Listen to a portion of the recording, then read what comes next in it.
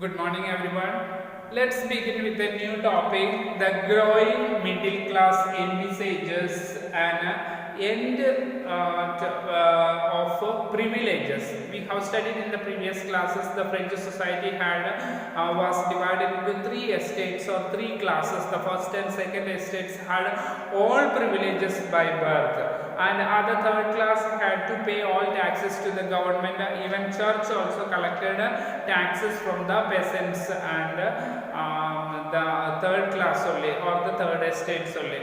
So in the past we know that the peasants and the workers all participated in the revolt against the increasing taxes and food scarcity also. In society, the people, the workers, especially workers and the peasants, they revolted against the French government because of increasing taxes. They were continuously increasing taxes, and also there was food scarcity, shortage of food also. But these people, they lacked, the peasants and workers, they lacked the means of programs how to carry out full scale measures. So because they had no proper leader to lead their agitation against the government. Because of this reason, the people agitated, people protested, but it was not, they could not make a change in a full scale measures to change in the society and an economic order. So they were agitating, they were protesting against the state or the ruler, but they could not make any change in society. But this was gained by gained by a group of people within the third estate. From the third estate itself, those people who became prosperous, economically rich, and also had access to education and new ideas. So within the third estate, a group of people emerged as the middle class. So they gained high education, also many rich people due to their trades or businesses. Those people who became prosperous or economically rich, these people formed a middle class, and they were known as the middle class within the third estate. So these people making a change in the society. The 18th century, we know that witnessed the emerge of these social groups.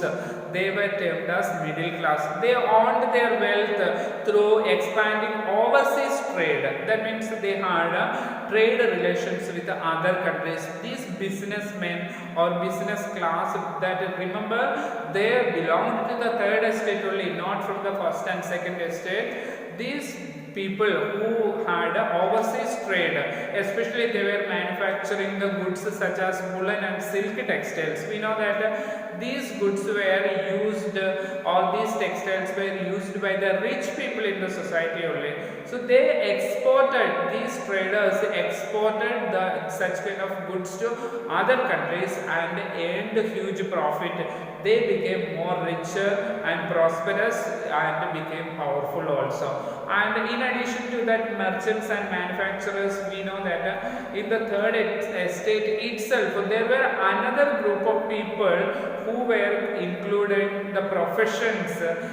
They did the professions like the lawyer and administrative officials, etc., because they got the high education. So within the third estate itself, a new class is emerging, which were known as a new group, which were known as the middle class is emerging powerful. So now they are taking decisions here. So these people who especially remember that they got high education. So all of these people were educated, and they believed that no group in society should be privileged by birth. We know that first and second classes or second estates, people all had the special privileges or special rights by birth because they were born in these estates or these families only, or the noble families or rich families, or belonging to the family of church officials, etc. So they had already by birth itself privileges were provided. So these rich people, the newly emerged middle classes, those who are prosperous, and those who were educated people believed that no person should be privileged by birth. They should be provided privileges according to their merit or qualifications and quality, etc. So this their position should be depend upon their merit only, not by birth. So these ideas also in the society of spread that freedom and equality. Such kind of ideas also spread through the spread in the society, especially the philosophers or the thinkers in France also put forward this ideology and spread in France and all over the world. We can find two important philosophers lived during that period, John Locke and Jean-Jacques Rousseau. So these were the philosophers also responsible for spreading this ideology through their writing also. In his treatise, in his book, there are two treatises of government. John Locke sought to refute the doctrine of the divine and absolute right of the monarch. So John Locke, in his book, the two treatises of the government, he refuted or denied the doctrine of divine and the absolute right of the monarch. What was the divine right? So people felt that people in France from the first and second estates believed that nobility or this monarch, the right of the monarch is given by the God, and people who were the clergy or the church officials also believed that they were given the rights to take care of the church and the monarch taking care of the kingdom, etc. These all the rights were provided by the God to them. That's why it is called a divine right. So the doctrine of divine and absolute right of the monarch were completely denied or objected by the philosophers in the France, especially. So Rousseau also carried out the idea forward, proposing a form of government based on social contract between the people and their representatives. That is democracy. We know that Rousseau's ideology also he spread through his writings that a government should be formed. It should be a contract between the people and their elected representatives. If there is monarchy, there is no election. The king hereditary becomes the king's. Okay, and from parents to from generation to generation, continuously a royal family is ruling the kingdom in monarchy. But now the government should be formed democratically. That means the people should elect their representatives and they should rule the people. That was the ideology of Rousseau. He carried out this ideology, and government should be based on the representatives of the people. So in the spirit of the laws, Montesquieu, another philosopher, he proposed that a division of power within the government between the legislature, executive and judiciary. Now we know that in democratic government in India we have this system, and a division of power. Power is not concentrated in one institution or a monarch. Power is divided between three institutions or three organs of the government, that is the legislature and between the executive and the judiciary. Okay, judiciary has an upper hand over these two institutions or the organs of the government. And this system or this ideology of division of power within the government also was initiated, or this ideology also was spread through the writing of Montesquieu, which was the spirit of the law. And this model of government was put into force in USA after the 13 colonies declared their independence from Britain. We know that in the first class we have studied,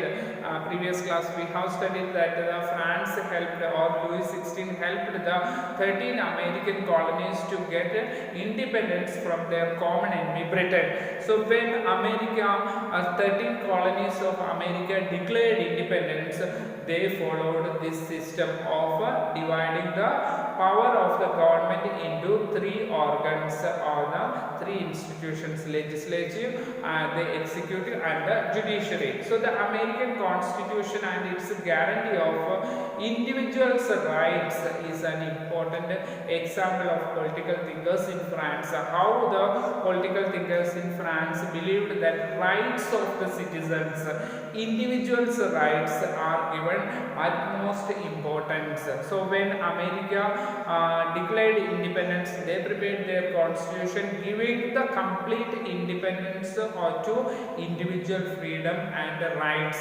So citizens are given or provided completely individual rights. So the ideas of these philosophers were discussed intensively in France, especially how these philosophers spread these ideas of liberty, freedom, equality, etc. These were discussed by the people wherever big saloons means wherever the people gather, not the hair cutting saloon like in our areas.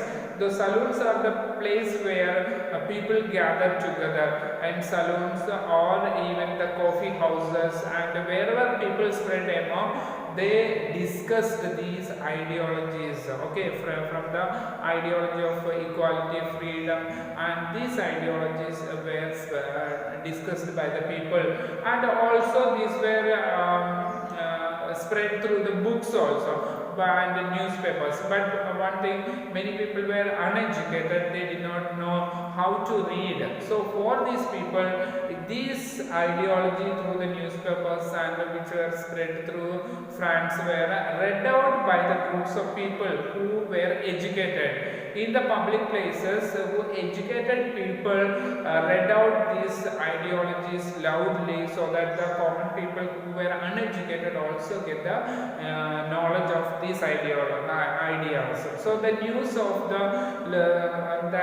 this news, Louis XVI planned to impose further taxes, okay, and to be able to meet the expenses of the state generated anger and protest against the system of privileges. So again people were forced to agitate or protest against the state because they got the news and the rumors spread all over France that Louis XVI is again planning to increase the taxes in order to meet the expenses of court, etc. So again people were angered against this planning of Louis XVI, and they protested against the government. So in the coming class we will study how was the outbreak of revolution starts here.